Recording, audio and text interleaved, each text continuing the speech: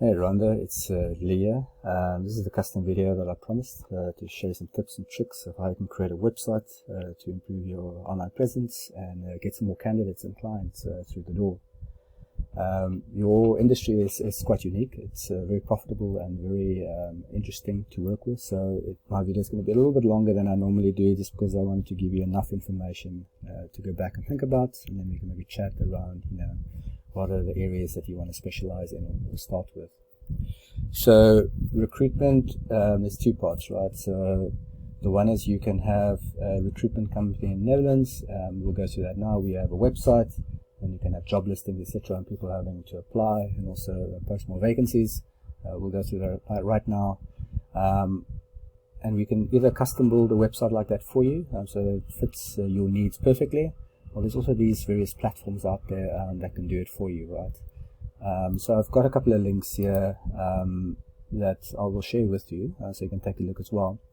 But in the recruitment area, there's a couple of functions, right? So you want something typically that can aggregate jobs to and from various of these job sites, right? So, I mean, the statistics are quite incredible. You'll see that almost 50% of all hires in the US actually originate with these websites like Indeed and LinkedIn. So typically, you want to get jobs in from those locations into your sites. And also when you create a vacancy, you actually want to post to these sites as well, so you can actually expand the people that you're targeting and apply for those jobs. Then you also have a couple of standalone tracking systems. You want to be able to track a candidate as they come in, through the life cycle. Are they applicable for the job? Eventually sending a job offer, doing assessments and testing. And even if they're not interested, you want to keep them on the database and file so you can re-engage them at a future point in time. So nice software around that. You've got intelligent softwares as well that can actually help automate a lot of these things for you. From a CRM perspective, you also want to manage the clients that you're getting the vacancies and the jobs from, to make sure that they stay happy with you and that you're actually doing the necessary fulfillment on their side. And then there's also tools around interviewing, as well as assessment tools that you could be looking at. I know that's a lot to take in, but looking from your end-to-end kind of process, it'd be nice to understand sort of where you are in your journey. Then I can probably help you actually delve into some of these things and see, which tools you can help you start taking a look at where you can get some benefit. One of these examples is Workable. Well, let me just go through.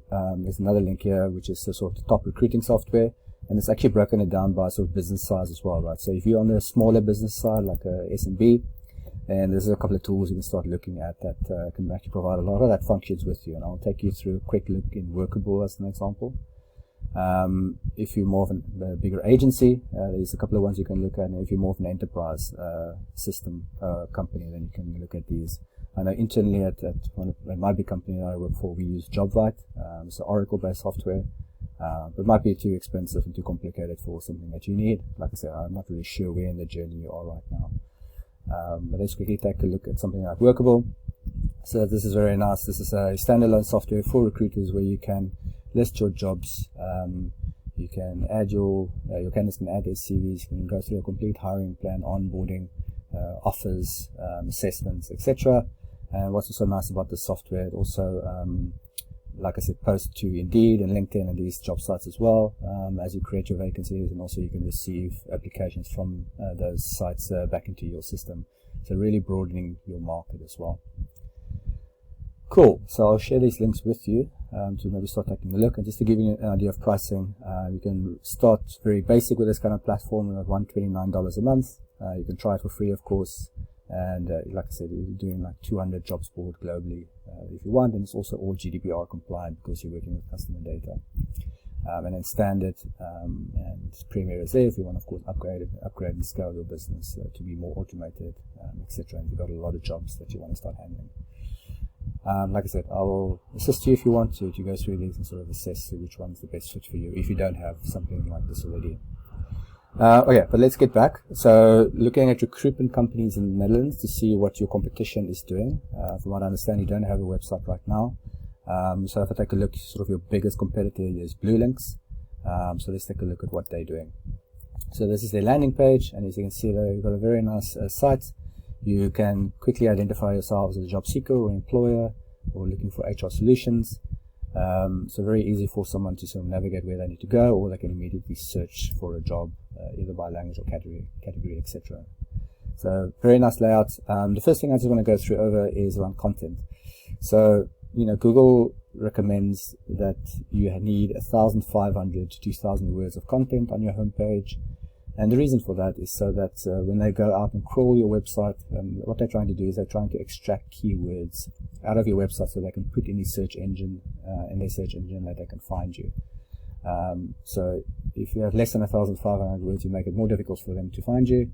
That's why there's the recommendation. This competition, they have a bit of content, but I'm guessing about 600 to 700 words. So definitely beatable if you can actually beat them on content. Another thing I just want to go into is that if you actually go into a specific job, very important for your industry as well, this loads, is that for every job they also have quite a lot of content here, right? So this is the job description, but on the one side people will be maybe searching for a recruitment company in the Netherlands, but if they're a job seeker they will be searching for a specific job, right? And you want your website to come up first, like you see blue links coming up here, that for this job they had enough content with the right keywords and the right position titles, so Google picks them up first, in essence. So both your homepage as well as your job descriptions, I think if you can get the content up targeting the right keywords, then you'll be in a good position to rank nice and high.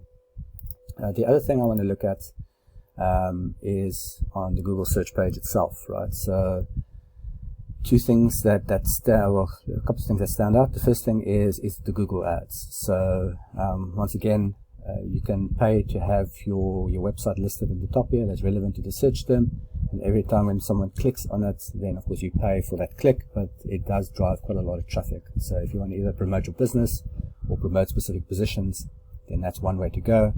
Another way you can approach your marketing is also via LinkedIn, of course. You can also promote highly positioned jobs there that you want to promote, as well as you can also use some of their premier tools to actually target specific candidates with specific characteristics that you want to direct message, in essence.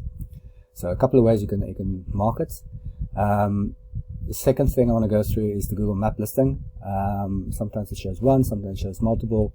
But it's also very nice because it's a very prime location to sort of see related companies in the area, target to the search term, and if you can get listed here, then in normal websites it's between 30 and 40% of traffic actually goes to these Google map listings, where people actually click on either the website or phone them directly. So how do you get onto this Google map listing? Well, you need to increase your number of citations. So basically what a citation is, it's a combination of your name, your telephone number, and your physical address. So in order to increase that, you want to get listed on various directories. So you can think about LinkedIn or Gumtree or Yellow Pages or whatever those kind of directories. The more listings you have there, the higher you will be placed on these Google map listings. So yeah, something nice that you can look at. The third thing I want to go over is around the organic search results, and also very nice to be in this position because statistics show that 29% of people will click on the first link, 15% of people on the second link, and 10% on the third link. So it's actually only less than 9% of people will go past the first page of Google. So very important for your company to be listed on these top 3 positions. So how do you get onto these top 3 positions? Well, I'll show you now. I use a tool called Aerifs, and what this tool allows me to do is it allows me to put in a website address, and what it does is spits out a bunch of numbers here for you. And these are the numbers that Google will see and also will use to rank your website. So I've put your competitor's name in here, and basically what we see is the first one is UR. That's the trust rating, that's how much Google trusts the website. So they're sitting at a 45, which is not bad. You can see they've been around for a while, so they're doing a lot of work on their website, which is great. And the DR is the strength rating, so that's how strong Google sees the website. So they're sitting at a 28, so they can improve that slightly if they can. To get ranked on the organic search results, you want to increase the number of backlinks and referring domains. So the higher the number and the better quality of these numbers, you'll get ranked higher. And all that a backlink is really when one website has a link or points to your website. That's basically like a shout out from their website to yours. and that's the backlink. The referring domains are basically the websites that are pointing to you, so you want to get those numbers as high as possible. You'll see with the organic traffic, they're getting about 2,000 people per month finding their websites. A lot of traffic actually coming to their website, which is your competitor, which you'd hope that actually would come to you instead. Google has picked up 2,700 different organic keywords, with all the jobs and stuff that we're posting, and we'll take a look at that now. So this is an example of the organic keywords. You'll see these are the keywords that people typically type in Google, and you'll see like English-speaking jobs Netherlands. There's 100 people every month searching for it, and like I said, the majority of that traffic is actually coming here to your competitor. Same for international recruitment agencies, 200 people per month, etc., etc. You can go through here. I'll see there's a lot of traffic coming to your competitor every single month. I think another thing worth noting is that if in the Netherlands, you probably need to decide if you only want to target English-speaking community, or if you want to target the Dutch community as well. If you want to broaden your audience and go to the Dutch, then of course you need to make sure that your website is in Dutch as well, and that you can also target the Dutch language keywords as well. I haven't gone through this yet, but definitely something to keep in mind, because a lot of Dutch people still search in Dutch, of course. And lastly, I just want to show there's another competitor, it's the second strongest competitor, is Untouchables, just to show that they have similar website statistics here. They actually get 6,400 people every single month, so a lot of traffic coming to their website as well. So a lot of potential traffic and growth for you in your area. So I do hope you can take these tips and tricks and sort of improve. So just to summarize on the website itself, over and above the other links that I'll share with you, is if you create your website, make sure your homepage is at least 1,500 words of content with the right keywords, and that your job listings itself also has at least 200 to 500 words of content, so Google can find those things and rank it for you. If you want to get on the Google map listing, you have to get your number of citations up. If you want to be a high in organic search result, you want to get the number of backlinks and referring domains as high as possible with the right quality.